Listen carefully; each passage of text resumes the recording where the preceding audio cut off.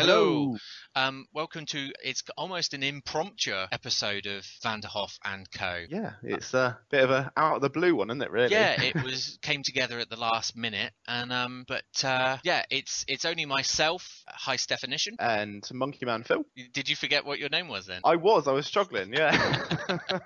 But it's turned into an impromptu episode. We've got no Anton Bain today because of the last minute nature of the show. We're recording online, so I can't actually see Phil, and he and can't. I can't see Stefan. No. Which is probably for the best. But yeah, well, you never know. You never know. But it's a very special episode, as we've been lucky enough to get the guys from Delve Interactive, makers of the upcoming title Poncho. We're lucky enough to get plug. Yes, plug. We've got those chaps to speak to about their title, about the Kickstarter that they've got going for it. So yeah, without further ado, guys, hello. Hi. Hello. How are we doing? Doing very well. How are you? Good. Yeah, good. I'm Stefan, of course, and we got Phil over in the corner. Hello, I'm Phil. And yeah, if you want to just introduce yourself, guys. I'm Dan Hayes. I'm the coder and designer for Poncho. And Jack? Yeah, I'm also designer and I'm composer as well. Excellent. Awesome. And I'm Jack. There we go. We all know each other now. You're Jack. Oh, yeah. You're Jack? Yeah. Oh, okay. We weren't too sure there. We weren't too sure there.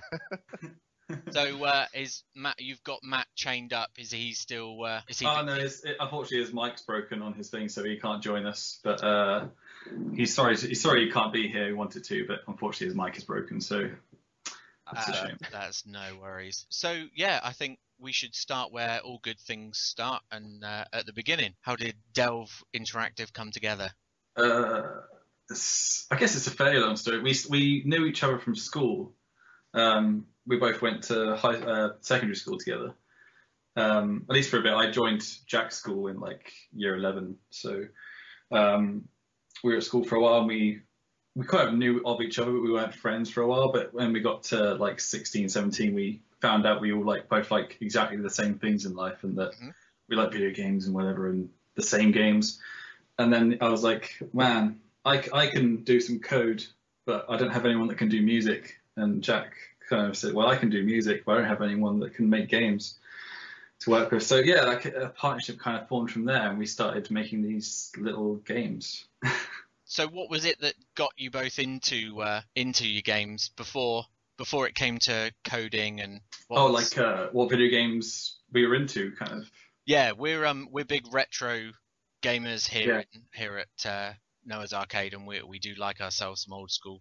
I think for both of us, probably for our child, the biggest one would be Final Fantasy VII. Sweet. Yeah, I started playing that when I was like 6.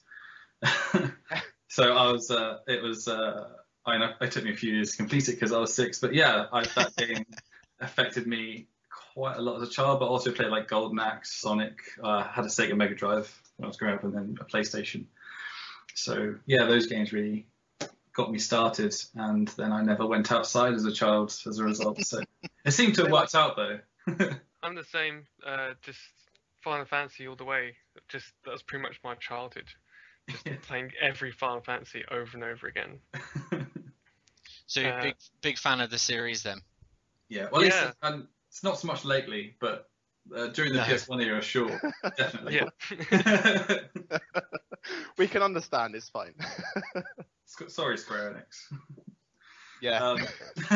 Sorry, not sorry. Yeah. Not Squaresoft anymore. Oh yeah.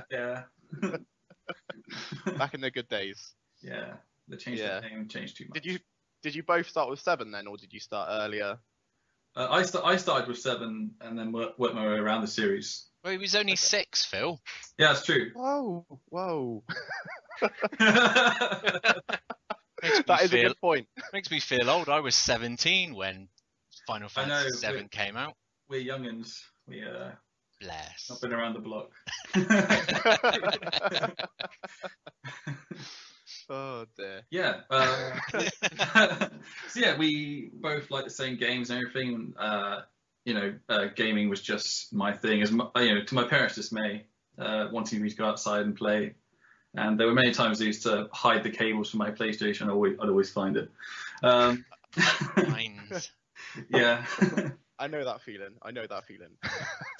And originally, it was around sort of choosing university stuff, that kind of age, around 17 really. That I certainly loved games. It was all I did pretty much outside of everything else. But yeah, I was going to go to uni and do like English literature or writing or something along those lines. But then I was looking around online. I realised you could actually do games for a career, and I dropped everything and like quit all the university stuff and then just went to learn to make games, code. So yeah, that's kind of how I got started. I guess I was very similar, but I was always on the music side. Music was always interesting for me, and I guess I sort of played around with making games, like with a RPG toolkit. Don't know if anyone knows what that is. Yeah. Well, I know you do. No, Probably not as much as you guys, but yeah. It's kind of like RPG Maker before it was around. Oh, Back in the old days. Yeah. Yeah. The old The old days, The like. old days. Like 10 years ago. Yeah. If that. If that. It was like 8 years ago, 7 years ago. Yeah. Around those sort of times. Around those sort of times. I mean, We're not going to state how old we are. Well. Well, Yeah, go you on, can. Jack. It's all listed online, so everyone can see it. Everyone can. Yeah. That's There's scary. no hiding on the internet anymore. No. Mhm. Unfortunately not. No. With all that stalking around, you know. Yeah. Yeah. Some weird people out there. I know. Are Some you of them. still working in the background there? Sorry, I can't take my eyes off the Kickstarter page. Oh. I'll just have a quick look, like, how's it doing? No, that's understandable. Anyway, We'll talk a bit more about that in a bit. oh yeah, we'll get to that. Oh, yes. Definitely. So yeah, and we made a few iPhone games to start. Mhm. We made this game called Epic Beard. I Yeah. like the sound of that. Phil, It's that's right up your street, isn't it? It is indeed, yeah. What does that involve, really? It was crap, but At it least was you're honest. yeah, At least you're it was honest. I like it that. was programmer art, my art, and it was our first game. I was kind of still a newbie at the whole making games thing. So basically, you were this little red jelly, and this giant Viking head chases you around. You have to dodge all his various random attacks. You didn't make a second one, did you? I did, and I deleted the first one because it was so bad. Oh, that bad. Yeah, I just thought I'll leave the second one up. People can play that, and it was basically just the same game with improved graphics and like one extra feature. Hey, people must have enjoyed it. It got downloaded like several thousand times, so it was for free. Well then. So yeah, Ah, but it was cool, like as a first experience to see people like in Malaysia who are playing the game when it was on the App Store and things. So it's still on the App Store. I think you can still download it. I'm not gonna lie, I just searched it straight away. Oh god. Yeah, and then after that, it didn't make. Well, we did have some adverts, and I think it made about enough money to keep it on the App Store. Like they cut the cost of the license. I think that's gone now. Now I guess the licenses cost more because it's been a few years later.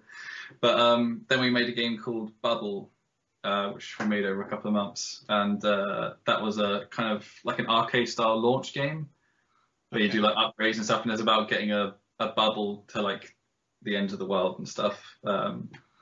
And it was again just very arcadey, high score based.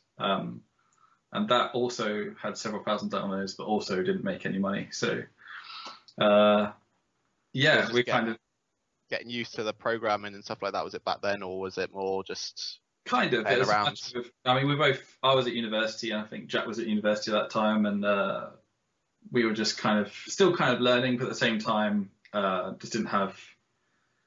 I guess we didn't want to make iPhone games. iPhone games seemed like a good idea back then because it was like the whole gold rush thing of the App Store, and it was much easier to get a game on the App Store then. Like there wasn't Steam Greenlight or anything in existence, so we didn't even try for desktop. Really, so it's only till now we've been making a desktop game. Well, for the last 2 years anyway. Yeah. You've been working on Poncho for 2 years, then, have you? Well, I think 2 years last month. I think it hit 2 years. Now it's over 2 years. After Bubble finished, it was a couple months later we decided to start this game, and we didn't know we knew we wanted to make a game, and it was going to be a big game this time. We're going to put everything into it, and we knew it was going to take years and whatever. So we just brainstorming things, and then Jack just did this little pixel art design of this little robot wearing a poncho with a backpack. He had a backpack back then. Mm-hmm. And I just went crazy. I was like jumping around. Like I loved that design so much for some reason. And I just got instantly excited. I was like, yes, it's a game and it's going to be called Poncho. I don't know what happens yet, but we'll do something. We'll do something with this character design. That seems really cool. It was just so is that where a lot of the ideas just come from? It's just something inspired, something just you make a design and you're like, right, well, we like this design, we'll build from. Yeah. After that, it was we knew we wanted to do something that no one had quite done before. Mm-hmm. So we were just trying to think what would be exciting, like that we could possibly do. And me and Jack were talking. We started talking about layers, and like Jack mentioned, it'd be cool if you how you'd play a Sega game or any old school side-scrolling game, and like you'd see hills and mountains like scrolling past you, like in the backgrounds. Yeah.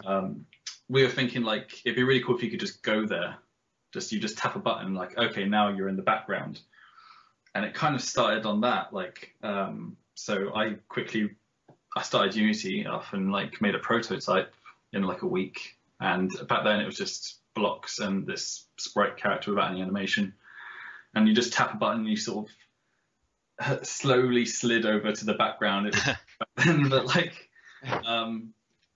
it kind of started from there. We thought, this is something pretty cool. Like there are games where like maybe you pull a lever and it takes you through a door and you end up in the background somewhere, but not a game where you can just do it as much as you want on the fly. So we kind of got excited about that and been making it ever since. That's cool. I think that's all right.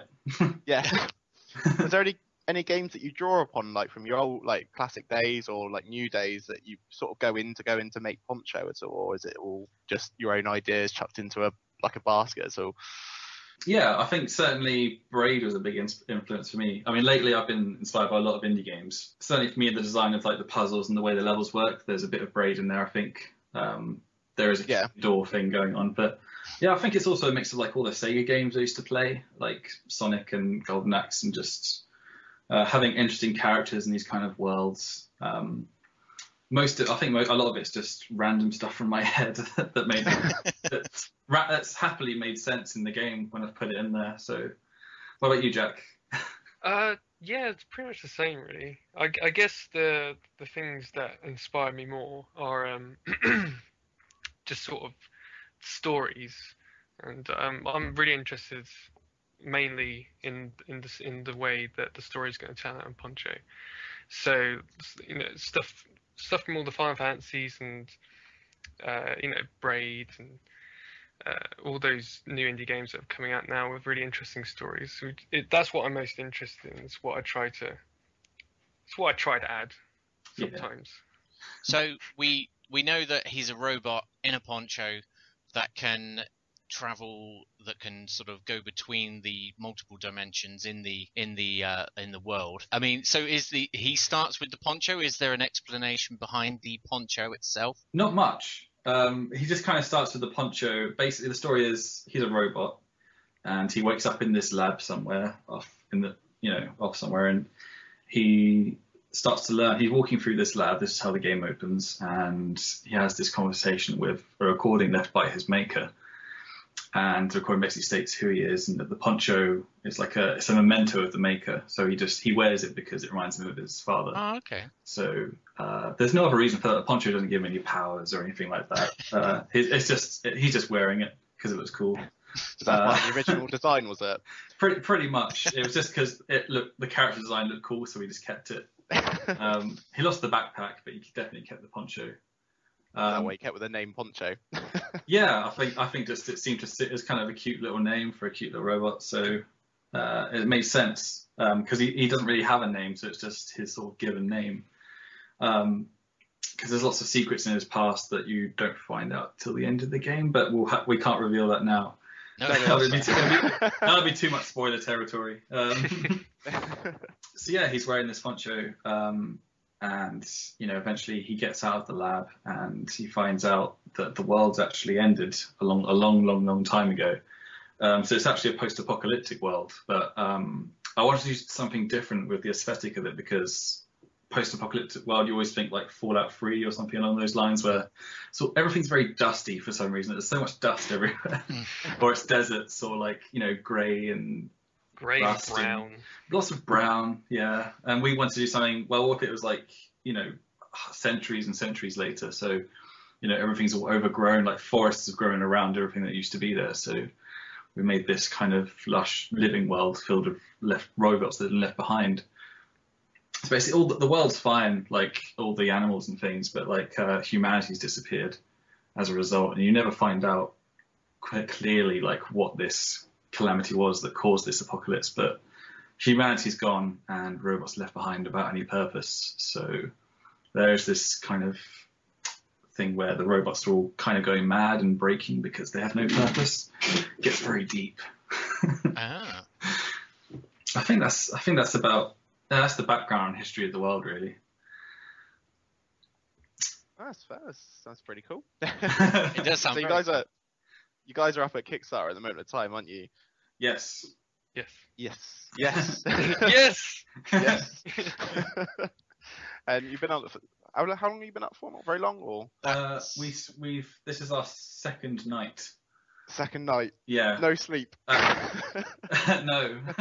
At 9, I think it was about 9:30 day before yesterday. So at 9:30 tonight, it would have been 48 hours. What led you towards jumping onto Kickstarter, out of curiosity? It's pretty much because, we were kind of working on this part-time while Jack had university and some jobs, and I was working at Capcom for a couple of years. Cool. And in around sort of April, I left Capcom to do this full time. So it's just a matter of we've run out of funding, so we definitely need more funding to keep making this game, because we know it's got about 6 months of development left before we can finish it. So it's doing. I think we've made something good so far. A lot of people seem to think it looks good, so that's always a plus. That is a good sign. Yeah, no one's saying it's ugly. Like, that's cool. That's good. Yeah. What do you used to do at Capcom? I was a programmer at Capcom. I was working on their iOS games. They had this. I was working for their subsidiary Beeline, which makes the Snoopy franchise of games on the iPhone. So I worked on a lot of those, pretty much all of them actually. But yeah, so that was interesting. It was really cool it was my first job at like a big studio. I stayed there for a couple of years, so it was cool to just work with all these creative people at the time and sort of learn how a studio runs, most of all. And finally set up your own. Then finally set up my own, like leave them in the dust. Cheers, guys. Thanks for all your hard work. So yeah, saying about the Kickstarter and getting everything up online, how did it all come about getting yourselves on the boards at EGX? Oh well, EGX. I contacted someone before about showing at Indiecade there, but the bubble game we made a few years ago, and I think he took a bit of pity on me. And he said, well, that game's not really that polished enough to stand up to the other games, but I'll keep you in my contacts. So when we had a decent build of Poncho, I showed that to him and said, could we talk about getting a booth at EGX this year? And he was like, yeah. And he was like the first professional I showed the game to, and it was kind of weird getting a good response like that. Like when you've been working on something this long, you've had weird feelings about it, like it's your baby in a weird way. And for people to give it compliments or say bad things, but it's mostly compliments, so that's good. It just feels, I don't know, it's strange. But yeah, so he saw the building and said, yeah, we'll get this all up and running. And then, sort of gone on from there. We ended up having our game shown at EGX. So that's pretty exciting. And nerve-wracking at the same time, because it's like, I think it's meant to be 85,000 people this year. Yeah, it almost sold out. It grows every year, and yeah, we've been. I mean, I myself have been for, I think, is it 4 years in a row? And myself, Phil, and both, all three of us were there last year. Yeah. And it just seems to get busier and busier, and Yeah. it's good in a way because it's getting. There's so many indie developers. More and more seem to be there every year, which is great as it gets a nice showing out to the general public. But at the same time, with so many people there, you're limited on how much time each person is going to be able to get. I went for one of the big sort of actually on the floor booths. So we've got like 4 screens out there, which is pretty cool. Oh, fantastic! Because I loved the Indiecade, which is really the indie tiny corridor. Yes. Because even if you're playing something, you'll have someone's elbow in your back. It's like taking London Underground at rush hour, almost in there, and it's kind of horrible because people having to fight to get their headphones on and sort of crouch over to the keyboard, and it's just very messy. And I really loved to see the games in there, but it was really disturbing as a gamer to you could feel someone's hot breath on your neck wanting to play, behind you. And it was like, oh, okay, I'll just go. I didn't want that for people to play Poncho. I want people to be able to take their time, and maybe only 1 or 2 screens gets hogged by someone. So we'll see. Hopefully they all get hogged. Hopefully. I don't know. Hopefully everyone has. Oh well. So have you got a good demo build that you're happy with, or Almost. Is that still We're almost very close. We're going to be making a public demo at some point in the near future. As long as I can get the hours in, we'll get it up. But we'll be making a demo available on the Kickstarter page soon. So as soon as we get that up, we'll get to see some more feedback, and people will see more of the game they haven't before, like other characters and things. So that's going to be interesting.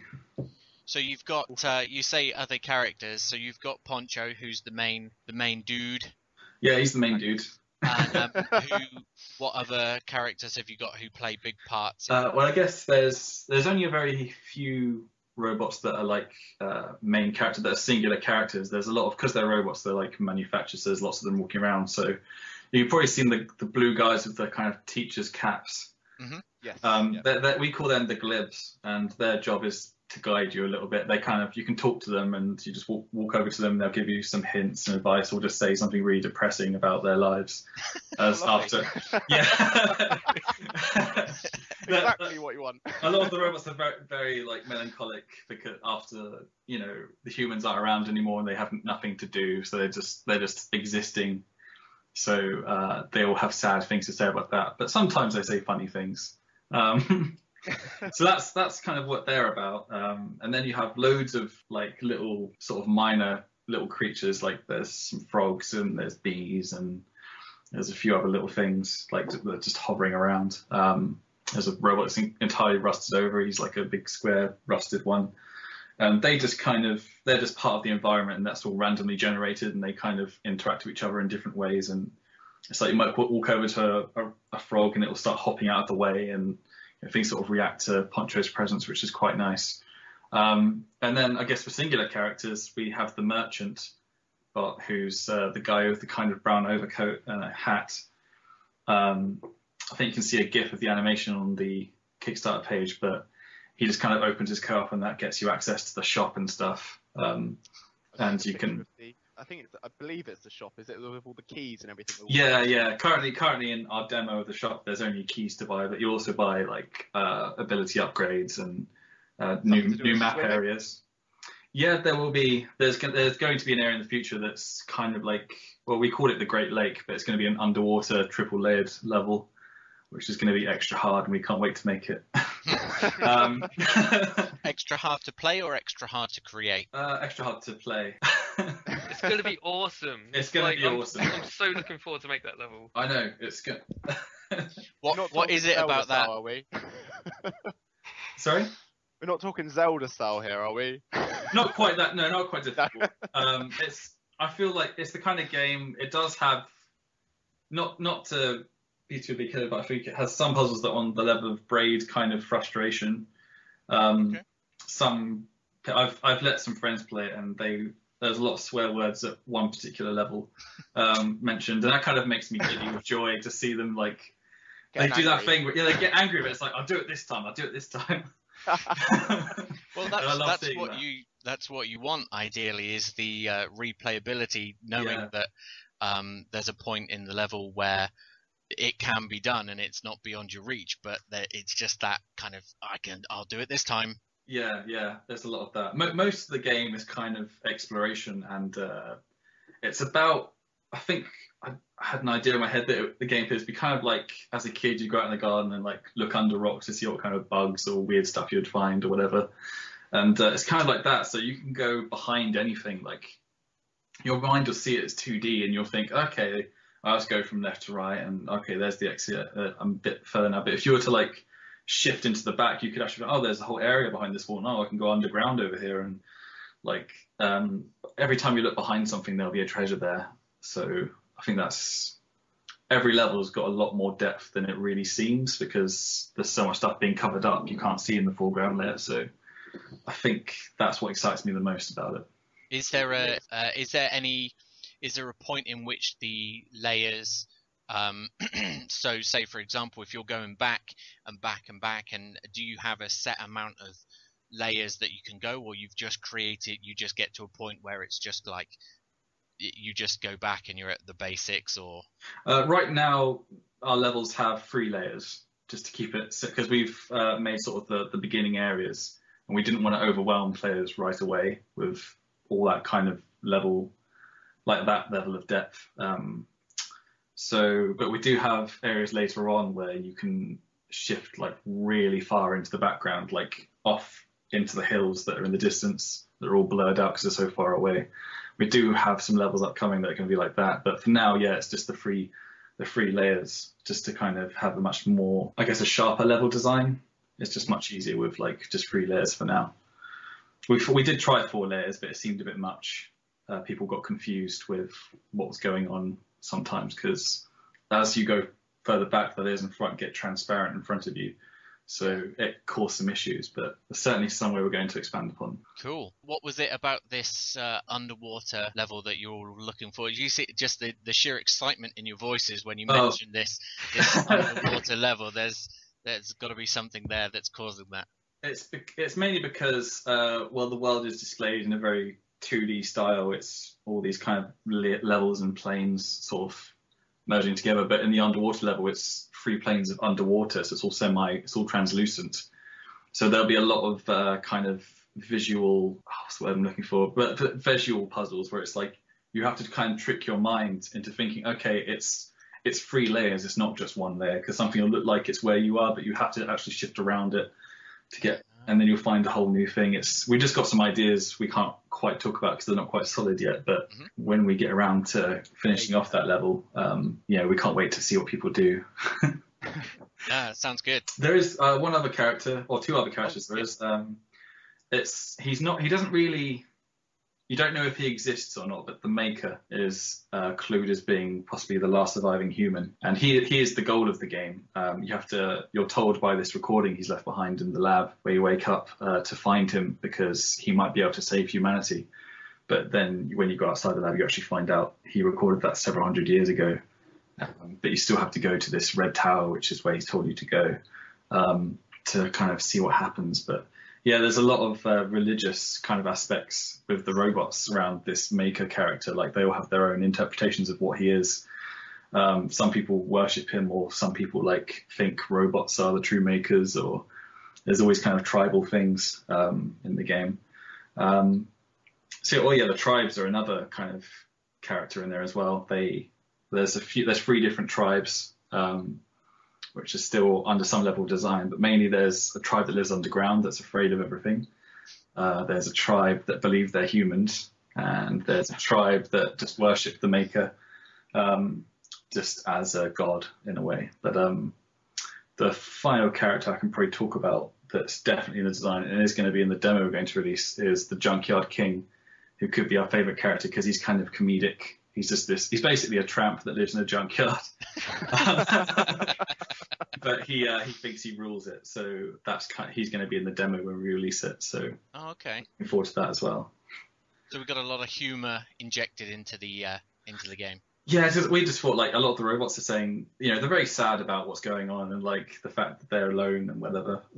So we just wanted this character that's kind of much more upbeat and kind of brings a smile to your face. Yeah, it's good to have a little mixture. I was going to ask Jack just a quick question.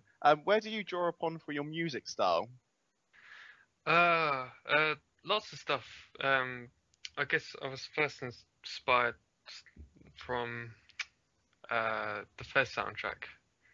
Disaster Piece is one of my sort of musical heroes, and so I draw a lot of inspiration from his work. But there's a lot of stuff by Jim Guthrie. He did the music for Sword and Sorcery, and Nobu. Oh yeah, Nobuo Uematsu. He's just like an all-time hero for me. That's understandable. I can understand. Yeah, definitely.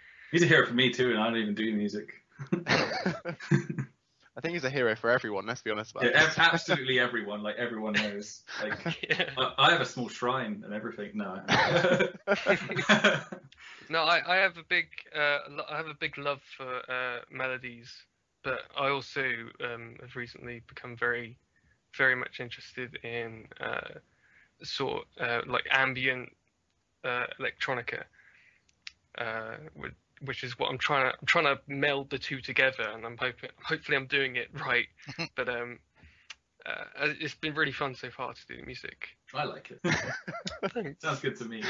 So is it a case that whenever the inspiration hits you on either an element for the game or a piece of music, is it just at random times and you suddenly have to or do you always carry a notepad, or do you immediately just grab your phone and record? I wish I did that. That'd be really useful and like efficient. But a lot of the time, I just sort of I have to force myself to do it.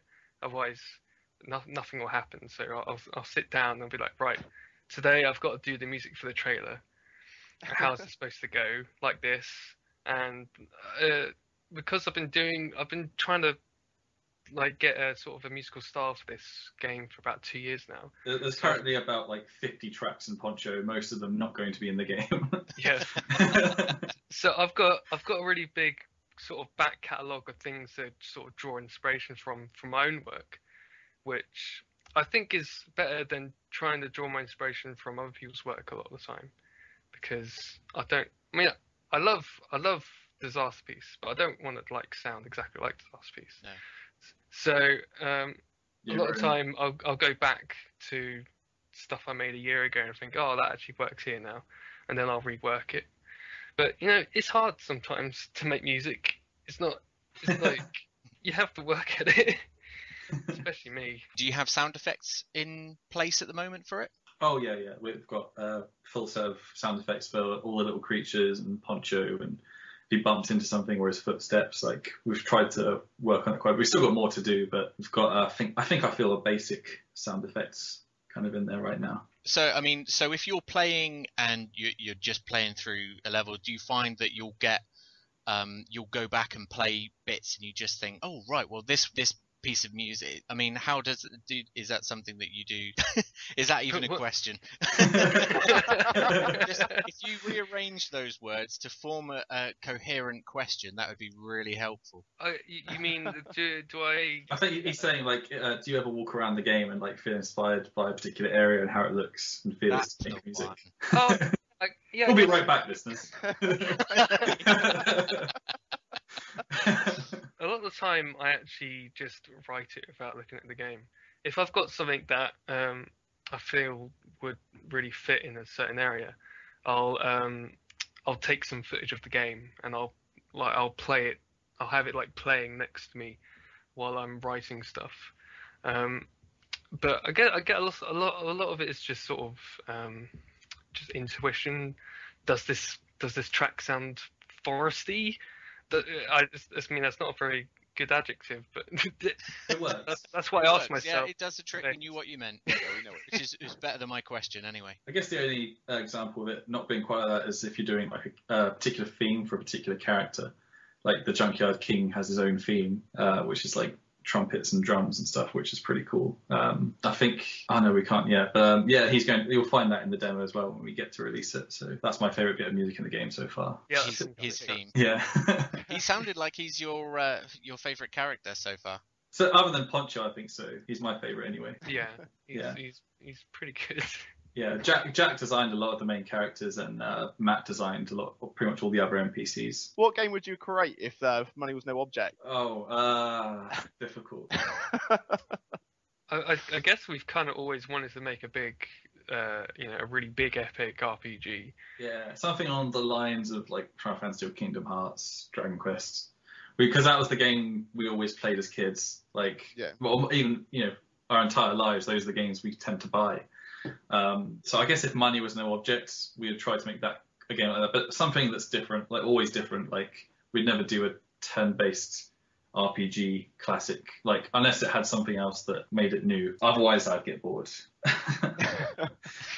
Is there anything that you guys are actually playing when you have any downtime? What are you playing, Jack? What am I playing?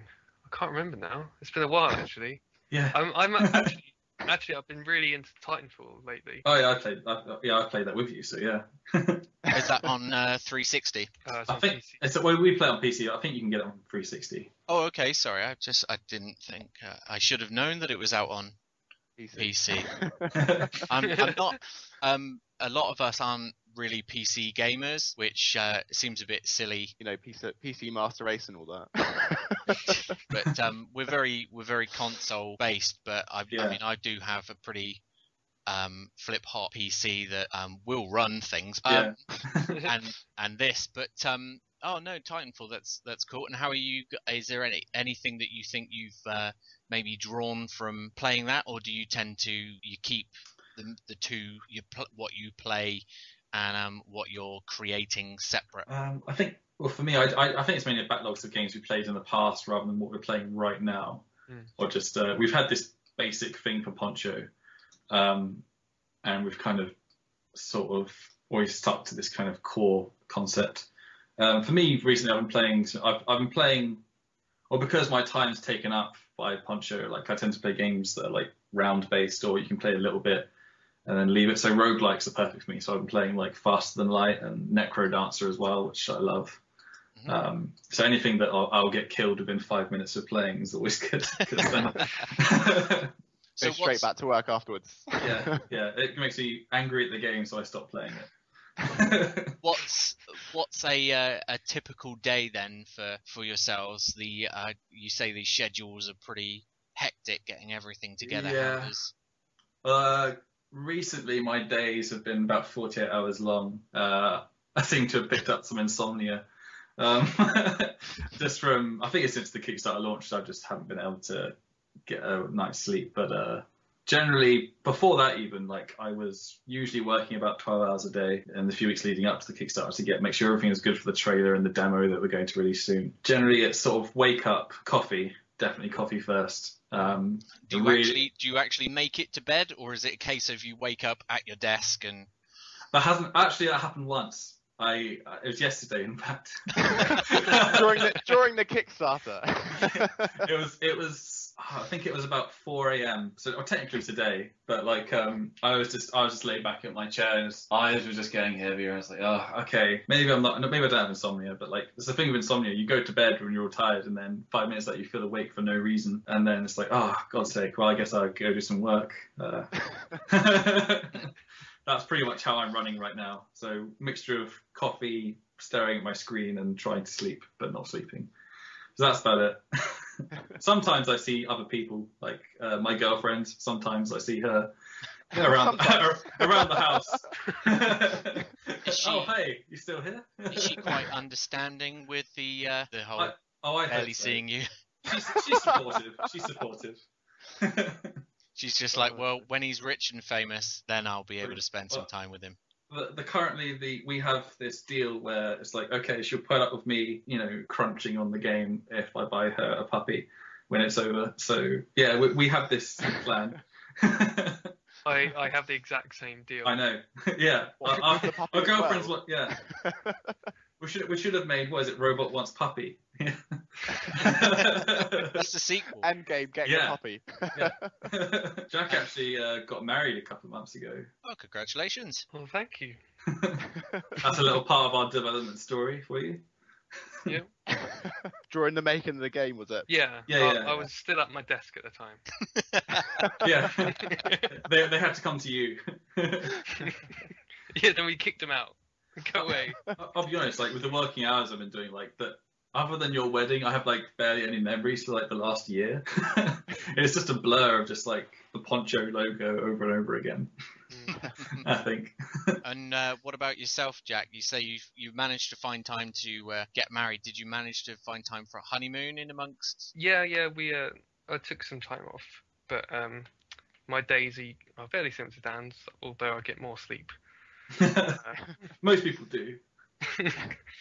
My schedule is a lot lighter than Dan's because I mainly just do music and sort of semi-produce the game. So Dan's up every night coding and putting levels together, and I'm sort of just twiddling on my keyboard, just waiting for something to do a lot of the time. But it's been really busy recently with the Kickstarter. I've been doing all the video editing and stuff, so it's been All fun and games. We'll get there. yeah. We're on the final hurdle now. The Kickstarter seems to be doing okay. We're hoping we'll hit $2,000 tonight. But you're not far off, are you? You're on 1,874. Yeah. So Yeah. I'm not looking at it right now myself. I just flicked it open. Like, That's a very good memory you've got there, Phil. Wow. But yeah, plug it up, guys. I mean, we're one of the things with our podcast is the fact that we're quite happy to get behind anything that seems legitimately there's a lot of heart in this project, and it's looking really good. So plug away. Just if you've got anything to say to your potential Kickstarter backers, then here's the place. Yeah, well, I guess the main thing is that, we're going to have a playable demo very soon. We're hoping within the next week we'll have this playable demo up for people to see. I think that's the main news. In terms of, people have been asking about consoles and things, but I think until it gets some more popularity on Kickstarter and things, we can't divulge much into that because we're not sure ourselves. So we'd love to see the game on consoles, but it's just a matter of getting the right contacts and everything for that. Do you have consoles of preference? Is there any that you would? Well, I guess just mainly, I guess, PlayStation and Xbox would be the main ones. It worked. It's a very good. I think it's very good for a handheld game. We would have loved to have it on 3DS because it would work so well with the main mechanic. Mm-hmm. But we're building it in Unity. Unity doesn't work with 3DS right now, so that's a shame. But maybe it will happen in the future. Because I know you didn't mention, I'm a big fan of Nintendo and I like the Wii U myself. Yeah. There's actually a surprisingly big indie circle of games on the Wii U currently. So, Yeah. but I think I should mention it just because I don't have one myself. I have a Wii, but I just haven't played it. Mainly I'm just on the PC or the Xbox playing games, or PlayStation Vita. I think it's because the Wii selection of games, other than things like Dragon Quest, like those kind of things that are very, Japanese specific games. Mm-hmm. Like they were good, but then there wasn't much in terms of indie support on the other Wii. So but certainly anywhere we'd like to see this game. Like if it's on a TV screen and you turn on a console to play Poncho, that would be fantastic. Yeah. I'd feel like a little giddy child if I saw it happen. Like, I'd make strange noises and people would be afraid. I'm sure they'll understand. They might understand. They might raise an eyebrow, but yeah. As long as your girlfriend gets her puppy, I'm sure she won't mind. Yeah, she'll be in the corner ignoring me and playing with the puppy. But in having chatted to you previously, Dan, you said that you guys yourselves were going to be putting in an appearance at EGX. Have you seen any of the other lineup there of any of the other titles? Is there anything that you guys have seen that takes your fancy? That I guess in terms of indie games, Velocity, in the res section, the Velocity 2X, which I think came out 2 days ago, Yes, on I've been playing PlayStation. that on my Vita this morning. Yeah, and also Mike Biffle's new game, Volume. Oh yes, yeah. Yeah, so I think those are the two main ones I was looking at. Also, some of the AAA ones as well. Like, I'm actually quite looking forward to Alien Isolation. Yes. Like, they're actually going to do an Alien game right. Yes, And not. definitely. At last. I know. I mean, did you guys ever? I forgot the name of the last one. Is it Colonial Marines? Colonial Yes. Marines. Yeah, with the terrible AI. Yeah, I decided to stay clear of that.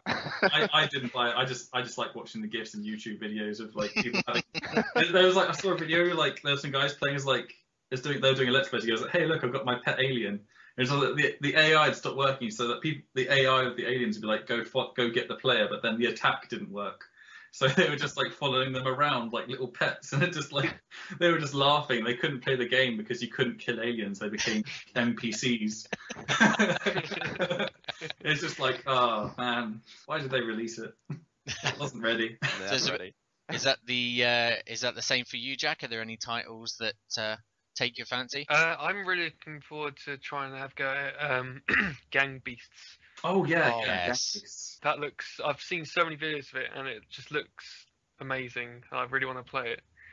So I mean, I want to try and play everything there. Try. I might. I doubt I'll get a go at Destiny. That's another one I'm looking forward to. Yeah. But Gang Beasts, I'm definitely going to search for that. Well, I think you'd stand a good chance of playing Destiny because it's out next week. So Oh, that's the thing, isn't it? I don't actually have any new consoles, so I'm gonna have to search it out. Neither do I. I've got the 360, but I get games to the PC because I can get next gen on there at least, or some of them. Yeah. I think because I was there last year and they actually had the Sims 4 there, and a lot of people were very excited, but they only had like I think it was 8 screens. They had small compared to some of the other big games, which they had those whole roped off areas. But they had it, and all it had was the character creation screen. Like, oh, I remember. Yeah, they only had like I was wondering like, there's no one at the Sims 4 thing. There's like one guy playing. There's 8 screens. What's this? And I was like, what's wrong? And you go there, and it was only the character creation screen, but also like most of the options were grayed out. Like you could basically like change their nose and their hands or something. Like it was ridiculous. You couldn't do how fat they were. No, you couldn't. You could do like almost nothing, and it was like all these preset options, and then it was like when you click start, and it's like well done, and it just reset. I just like that made me not want to buy The Sims 4. Just that. Understandable. Crazy. Can I just quickly ask, how does it feel when you see like people backing you from like Ukraine and Spain and New Zealand and things like that? It has been. Sorry, it's my squeaky chair. That's all right. It has been like pretty overwhelming, especially on Greenlight. I'll have a look on that now, but we've had like 125 comments or something, and like we've had a few thousand yes votes. I think we're about at 45% towards being greenlit or in the top 100. So, care to quickly explain Steam Greenlight? Imagine I'm somebody who doesn't know about Steam and Steam Greenlight. Well, Steam just in itself is obviously it's like the App Store for PC, and just imagine there's this little area of the App Store. You can scroll down through the games, and there's this little area. It says Greenlight games, and you can tap on them. And these are games that could be released on Steam. You tap it, and you can vote for it, and vote for it. And like if a certain game gets a certain number of votes, and Steam can see that people want this game, then they'll be like, yeah, okay, they can put it up. They can put the game on Steam. So that's how it works. And the response so far has been a resounding yes. I think we've had like 8 bad comments that are just trolling, I think, and like the other 100 or so comments are like yes. So that's been a huge confidence boost because showing the game to the public like this, we were so worried that people would say bad things or not like the game, and we've had very positive things so far and very few bad things. So it's got us really, really pumped to make the game now. So we're looking forward to seeing people actually play at EGX. When you read the bad comments and stuff, how do you deal with? You say you've not had that many, which, going through the comments, there's like a dozen here, and I can't see a single bad one. But when you do get the odd one or two that are like, no, your mother, how do you cope with that side of things? I think me and Jack, we just discussed a policy like to ignore bad people. We'll say thanks and like thank you so much to like all the good things because that means a lot to us. And as soul crushing even the one bad comment is, we have to ignore it and not be like Phil Fish, not to do name calling. It's like I was looking at one other game on Greenlight. I won't name names, but I was just looking at other Greenlight games, and there was this one guy. His game wasn't good. It looked like it was made by a student, and it didn't have great assets and everything. But someone commented like it was a constructive criticism. He was like, I think you should work on this. Maybe the models aren't very high, and the music needs a little work. And the guy basically replied saying, "How dare you?" Oh. It was just like, oh, well, no one's going to like this guy. He was like, "How dare you, you insulting bastard." And then I just like, okay, don't reply to the bad people. It doesn't make you look very good. Yeah, but most people have been very good about it. So I think we've learned to ignore it and not take notice. If the internet suddenly turns us and tells us that the game is crap, then we'll cry. But right now it's good. To be honest, from everything I'm seeing as well, it looks like I can't see a single bad thing on there. To be honest, your eyes aren't. We look at things so closely. As people, we're highly trained. Yeah. Because you're worried so much, aren't you? Yeah, we comb through every comment. All the good comments are just like they're nothing. Yeah, I'll find the bad one. There's one bad one. It's just like that's not. Yeah. Gets rid of all the 100 good ones that you've got. Yeah. We need another 100 good ones to make up for it. Yeah. Oh yeah, but we do really appreciate all the fantastic. Yeah. If anyone listening, like if you have commented or just liked it, like it means a lot to us. Like I feel very weird about it because it's our game kind of being reviewed, even though it's just a couple of trailers. And people seem to love it, so it means a lot to us. It's huge, and thanks everyone for that. Is there anything in closing that you guys want to say? I mean, this is your time to. I guess back up Kickstarter. Yeah, there is one thing. Just a couple hours ago, I've put up a little teaser EP of the soundtrack for people to listen to if they're interested. Yeah, so you can listen to some of the music from Poncho, which people have been asking about because the music's obviously good. I think so. All the music you made, is that going to be in the backing of £15? Is it the £15 pledge? Yes, yes, it is. Get the soundtrack with Is that the soundtrack and even the stuff that you've probably not going to be putting inside the soundtrack, or? Well, the soundtrack. No, because he'll be able to use that for future games, Phil. Oh yeah. That's true. We'll see what I do with the soundtrack. I might there might be some bonus tracks in there, but it's still very much being made at the moment.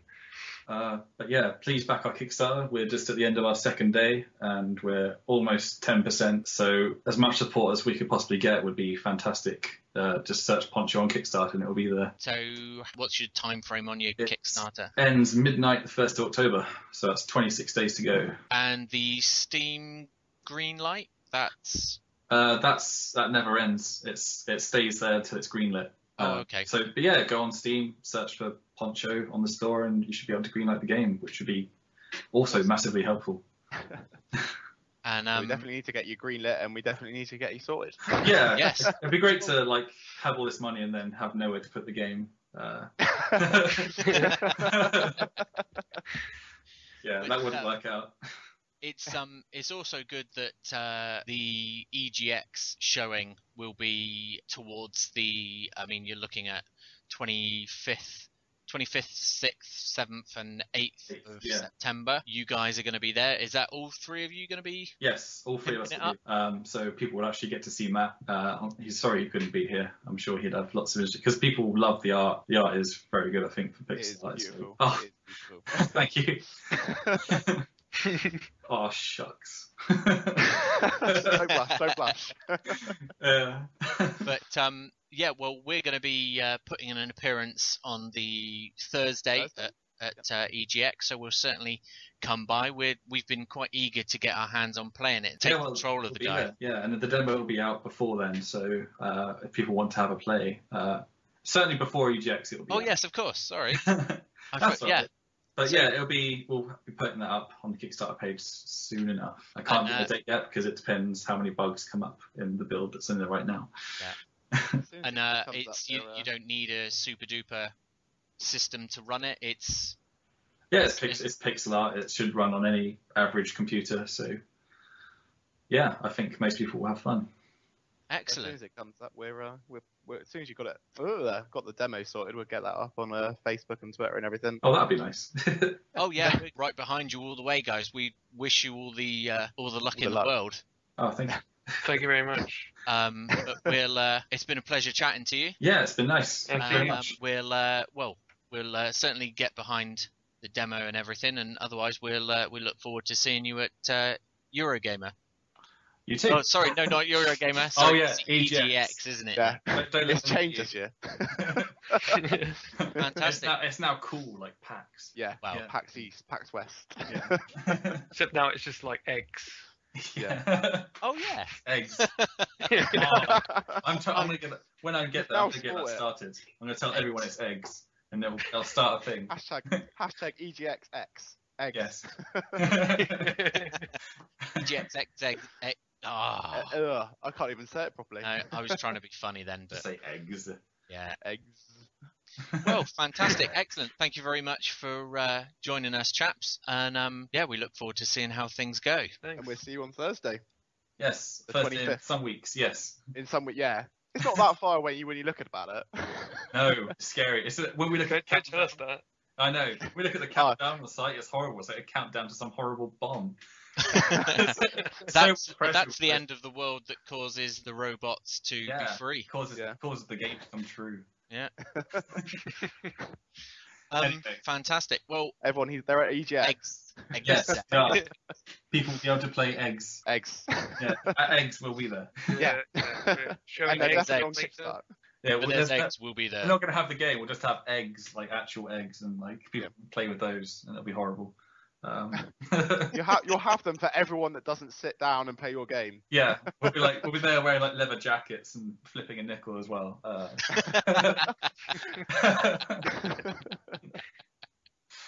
It's good stuff. Cool. Well, thank you very much. It's been an absolute pleasure. Same for us. Excellent.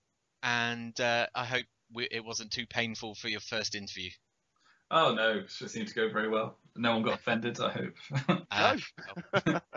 I got seriously offended. Oh, sorry. Oh. We'll just cut that out. Yeah, we'll cut it out. We'll just beep Jack out. Yeah. Everything I say is just a long beep. Yeah. Don't tell him that. Don't tell him that. He'll do Ah. it. Surprise now. You should just beep that part out just now. Just like. Well, we'll let you go to your Friday evening. What is in store? Are you guys doing anything, or is it? I'm coding the demo or fixing bugs in the demo, and then it'll be ready. You know how to live, Dan. I know. I live wild. Life in the fast lane. What about you, Jack? I don't know. I'll probably write some music, but with beer. Yeah. With beer. I'm out of coffee actually. I could go buy a beer. That would be interesting. One. Just one. You know. Just... Wow. Just one other. It might go a bit haywire. I want to like Coors Light or something. Like. Steady on there, fella. I feel like treating myself. Cool But beans. you guys, as you said, you guys are all on Kickstarter, so let's get that funded, get everyone on there, and get you sorted out on there, and obviously get you green lit. Yeah, we'll get Yes. there. I think. Yes. People seem to like it. So, well, farewell, and thanks a lot for having us. Good chatting to Dan and Jack. And look forward to meeting them in the flesh at Eggs. Eggs. Eggs. All of those eggs. All of those. Yes. All of them. Every single All one. of them. Um, Eggs. Hashtag eggs. But yeah, as they say, they're going to be at Eggs, and they've got a whole load of titles there. We did speak about it on the last episode. We but did, but unfortunately, that vanished in some sort of time loop. it was vanished into the ether, Yes. and unfortunately no longer exists. Exists. Exists. Exists. Yeah. See what we did there? It's But- a shame because it was good. We had a good thing going. We did. Such a good thing going. But anyway, so we're just gonna because we've been speaking about eggs, or the EGX Games show coming up in London. We are going to be there on the 20 days time. Oh I think yeah. it's less than that, isn't it? I think it's a little bit less. No, Just a 'cause little it's- bit. No, because it's the 5th today. Oh, okay. No. I've got it down as 19 days, 13 hours, 47 minutes, and 31 seconds. Are you on their website? I am indeed. But yeah, there's some good titles that they're showing there. So I think rather than going through all of you can go online, egxlondon.net, go to what's on. You can see everything that's on the show floor. I think without Ant being here, it's we can't do a whole episode. It's just doesn't feel right, not without him. It feels cold. It feels like a cold corridor, or like a cold street. I don't know. It does. A dark, cold street. No, not again, Daddy. But if we just go through the games, just ones we're looking forward to, and obviously Poncho. Obviously I think Poncho. That might have to be one of the first ones that we play, so it's fresh. Yeah, just go straight towards those guys and say hi and have a quick... Hello, we were talking to you on the internet. We're your biggest fans. But yeah, Poncho, definitely one of the top ones. Yes. We'll just go through. So if we start at the top, I've got the what's on here. As Dan mentioned, Alien Isolation. Yes, looking forward definitely to that in a big bad way.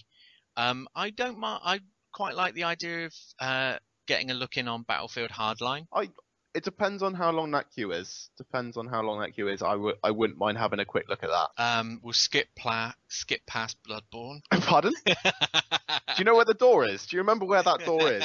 No, it's locked. Oh, yeah, that's true. Yes, you're looking forward to Bloodborne slightly, aren't you? Oh, just an inkling.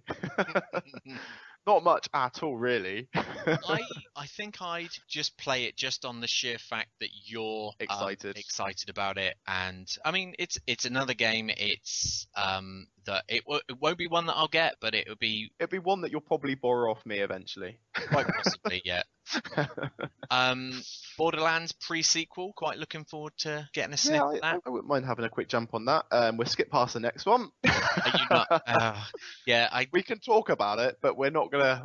I'm not gonna waste my time even thinking about it. When I saw they announced it, I just kind of went, "Huh." Oh, yeah. All right then, it's here. What a guess. I was like, "Well, there's a surprise." Yeah. But Call of Duty Advanced Warfare. Plug. No plug. No cares in that plug. No cares. No. I actually, since the last trailer, quite like the look of Crimes and Punishments Sherlock Holmes. I saw that as well, and it was kind of interesting. I'm kind of interested to see a bit more of that. As soon as I saw it, I thought that's what they should have done with LA Noire. Yes, yeah. But we get to play it. It's going to be good. We're going to get to play it. Actually. And on the same subject, on the same publisher, is Deep Silver publisher? Deep Silver, yes. Dead Island 2. Yes, Dead Island 2. That's definitely one we're going to have a quick go at. Yeah. But it depends on how long it is. Yes, it does. Destiny, I don't think we're too fussed on. Considering it's out in, 3 or 4 days or something? I can't remember. Yeah, it's 5th days, 9th, isn't it? Yeah, 4 days' time. And it's good. I mean, it's one that I'd be tempted to buy, but I won't be going out of my way to play it at eggs. No. We're not going to be throwing eggs at it. No. Drive Club? Definitely. Maybe. Oh, definitely. I definitely want to jump on Drive Club and have a quick go at that. I probably won't spend too much time, depending on how long that queue is as well. I definitely want to jump on Drive Club and see what that's like. Oh, okay. Dying Light. I've played that. We played it last year. Oh yeah, it was last year, wasn't it? It was, yes. And we got the 3 t-shirts. We did. We did. That was the reason we queued up, to get those 3 t-shirts. But actually quite enjoyable. It is, yes. Kind of Dead Island meets Mirror's Edge. Yeah, cross between the two, and it looks really interesting, and it's got the feel of Dead Island with that, as you say, Mirror's Edge style. Which I don't know if I'd go and play. It depends on how long the queue is. I'd say if it's worth playing again. Yeah. Escape Dead Island looks quite interesting. Yeah, it does actually. I'll be up for playing that again. Evolve. Oh yes, sorry. Yes. That's got to be played. No matter what anyone says to me, that is going to be played. I think we'll have to go together for that one. Yes, it does look quite interesting. Fable Legends. You weren't a fan of the last one, were you? No, I really wasn't. It's just I like the idea. I like what they were going to try and do with Fable Legends. I don't know if I want to go and see Fable Legends. If someone wants me to go and see Fable Legends and play it, I will almighty go and see it and play it for myself. But after the last one, I'm half-hearted about the whole concept of Fable nowadays. And I think Peter Molyneux has destroyed that title for me, unfortunately. Oh, that's a shame. And he's left the whole company himself, but you know. His legacy lives on. Yeah. Whether or not that's a good or a bad thing remains to Well, be seen. I'm sure they're probably not overhyping the game as much as he did prior. No. Now, next on the list, I'm the only thing that I think is interesting: Halo Master Chief Collection. Yes, and probably no. If someone wants, as I say, someone wants me to play it, I'll play it. But it's not something that I can guarantee the queue for it is going to be diabolically long. With that end Call of Duty, it's going to be insanely long, and it's just like HD versions of, well, one, we've already had a HD version of Halo 1 and a HD version of Halo 2. I don't know if they're going to be doing multiplayer on it. It's one of those things, but We'll see. We'll see. But I think the queue's going to be insane for that. Quite possibly. Lego Batman 3. I'll be up for playing that. Yeah, check that out. And Little Big Planet 3. I wouldn't mind playing that. I think you, me, and Ant jump on that, play a Little Big Planet, it'd be a bit of fun. Yeah. Yeah. Because that's solely what Little Big Planet tends to be about, is the fun. I'm hoping that they'll be demoing it on PS4 because I'm really interested to see how it goes graphically. Yes, yeah. It does. It looks fantastic. It is at the moment. And I wouldn't mind playing as Swoop myself. Yeah. Yeah. Now, Metro Redux, I'm interested to see what it looks like, but I'm currently playing Metro Last Light at the moment. And it's a good game, but it doesn't warrant me. I just want to see what it looks like. I'm kind of interested in it. I am kind of interested to see what they've done, because obviously it's taking the Last Light, and I can't remember the other title. It's 2033. 2033, and basically given them a makeover. And I wouldn't mind just giving it a quick shot just to see what they've done with it and see how it feels in comparison. Yeah, so as I say, wow, it's all about time at EGX or Eurogamer. Yeah. And unfortunately, it's just difficult to fit everything in there in one go. Yeah. But if the queues aren't long, which I'm sure they probably will be for absolutely everything, but mainly Activision Call of Duty stuff, I would jump on that definitely. Shadow of Mordor. I'm interested, very interested in that title. Very, very interested, and I wouldn't mind seeing what they've got there, because I wouldn't mind seeing how the system works. I don't know about you. I love the system, what they've got in place on it, with all the characters and how they work and entwine with the storyline. I think that works really well with obviously you take someone, you hurt someone, and then they're maimed in that way. Yeah. And it really interests me. You in the same boat as me on that one, or? I'm a big fan of the Lord of the Rings anyway. Yeah. But my what information I have on Shadow of Mordor is slim. I've only really seen the footage, but I don't know much in the way of details. So I'd be quite interested to see what it's like. I might try and find out a bit more beforehand. I think it's going to be I think it's got quite a lot of replayability to it. But I think I definitely wouldn't mind giving that a shot. That's in one of the list of me to play, definitely. Cool. Now, I don't think we're going to be looking at Minecraft, because it's Minecraft. Everyone Everyone knows Minecraft. Yeah. People have seen Minecraft. We've all jumped up and down about Minecraft the last 10 years. Yeah. Probably not that long, but you know what I mean. Yeah. Mortal Kombat X. Yes. I know you're a big fan of that, aren't you? I am, yeah. And I wouldn't mind giving it a shot, but it's not priority for me. No, not priority for me. But I wouldn't mind giving it a shot if it's available, easy to get onto. I know you're a big fan of it, though, aren't you? I am. I do like the Mortal Kombat series, and I'm really interested to see how, because I don't think it's going to be too different, but the elements that they're introducing, I really like the idea of it. So yeah, I do like that whole the elements they've got into it, where it's like obviously 3 different abilities in a sense, 3 different fighting styles. It kind of brings the old school with the new school and gives it that sort of aspect, doesn't it? Really. Isn't it? Aren't you quite interested in checking out Nosgoth? I am very interested in checking out Nosgoth. It's one of those titles that I've been seeing a lot of, and I wouldn't mind seeing a hell of a lot more. It's bringing back to my childhood something that I kind of miss. Because it's the Legacy of Kain. It is, guys, yeah. It's isn't it? Legacy of Kain. Yeah, Legacy of Kain, and I love that Legacy of Kain world. I thought it's beautiful and stunning, and I think I played it 3 or 4 times and finished it 3 or 4 times. And I wouldn't mind seeing what they've done for the PC and where they're going with it at the moment. Because obviously it's like a 4-on-4 style. I think it's a 4-on-4. It's either 4-on-4 or 3 style online title where you go against each other. Yeah. Like vampires versus humans. So and I'm very interested in it. Yeah, I mean, I'd check it out. Check it out. You're not as bothered. No. I think that will probably be quite open because it isn't only at the moment that I know of. It's only PC, so I think it won't be as busy as other titles out there. Oh, okay. What What's next? others are on the list that you like to look at? I don't want to skip too far ahead, you see. No, that's fine. Project Cars, I definitely want to see. Mhm.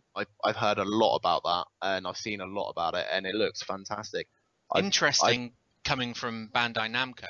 It is, yeah, because I think they bought into it.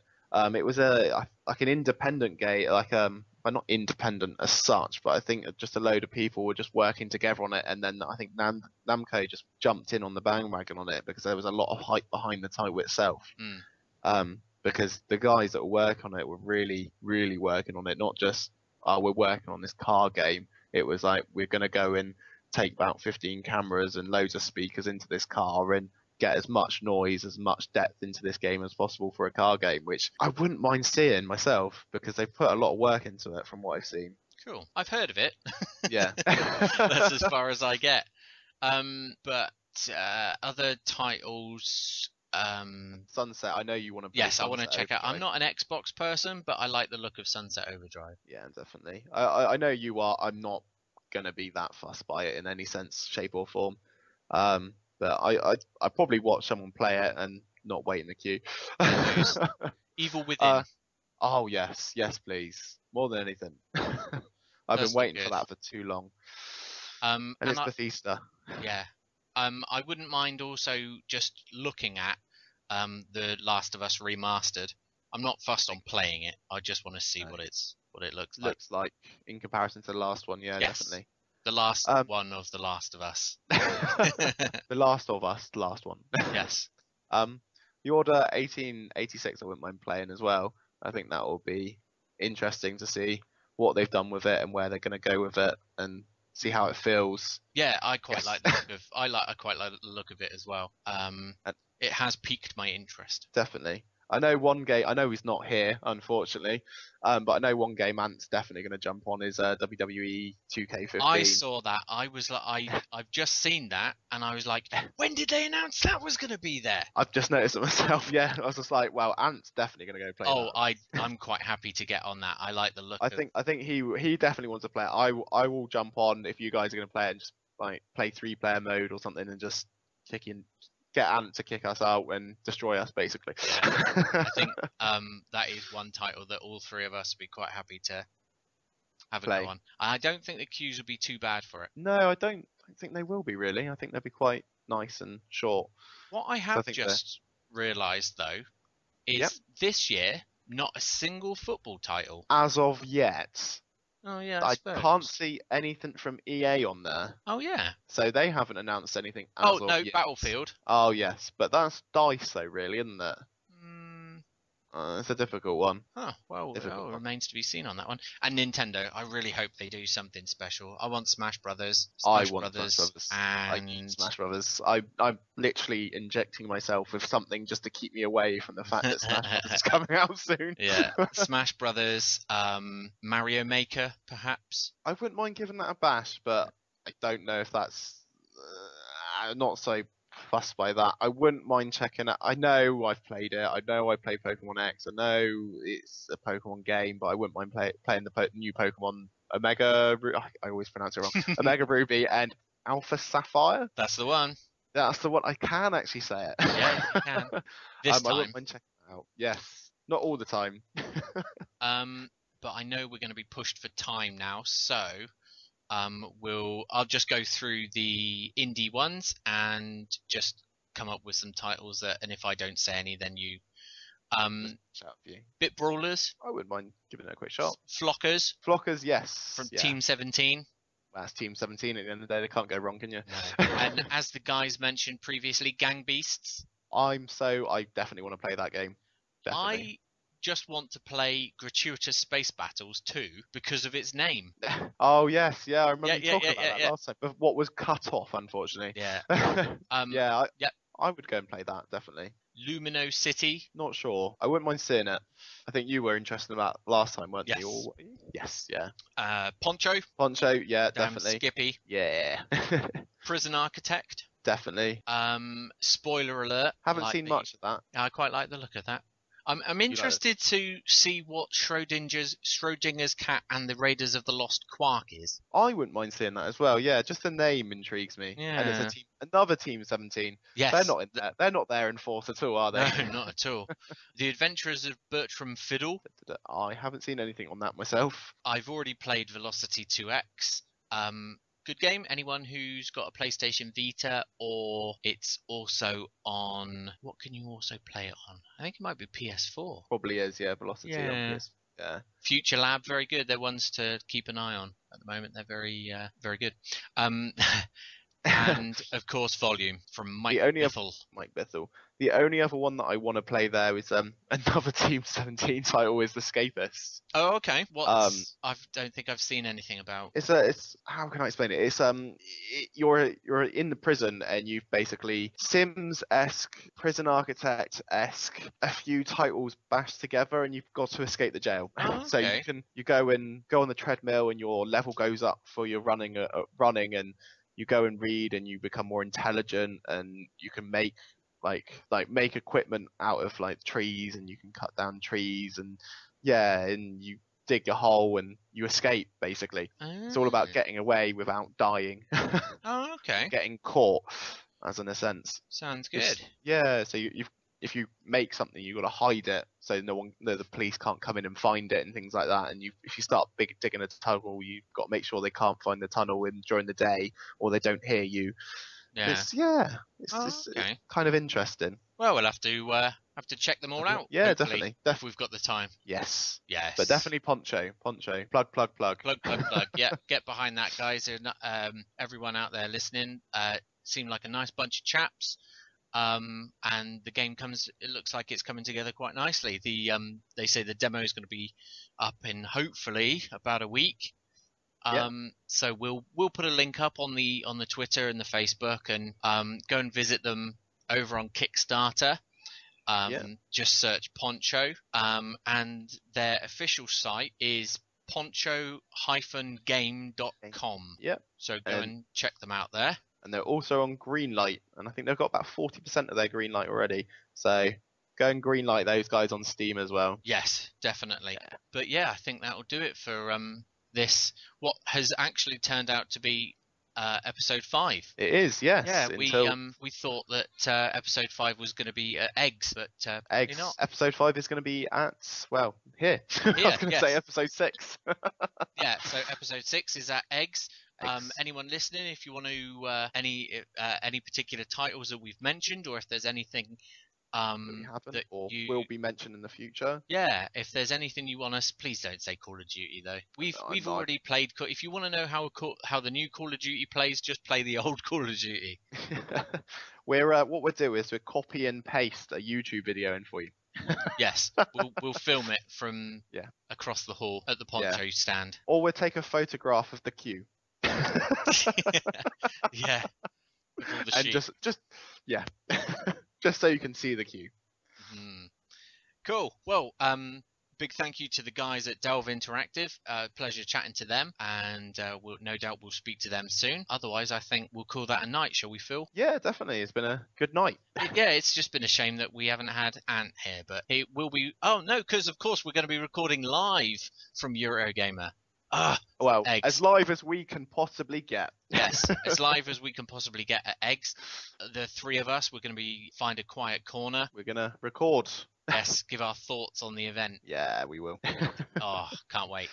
Neither can I, actually. It's not that far away. No. As we say, it's under 20 days. It is. But yeah, so in the meantime, take it easy, folks. Otherwise, I've been High Definition. And I've been Monkey Man Phil. Until next time. Yes. Have a good one. Bye. Bye.